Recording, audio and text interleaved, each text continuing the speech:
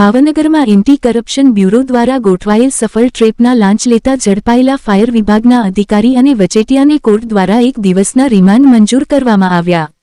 ગઈકાલે એસીબી દ્વારા કરવામાં આવેલી કાર્યવાહી દરમિયાન deputy regional fire officer Maheshkumar Amritbhai Patel અને વચેટિયા પ્રકાશ ગિરીશ ચૌહાણ સામે લાંચ કેસમાં કાર્યવાહી કરવામાં આવી હતી.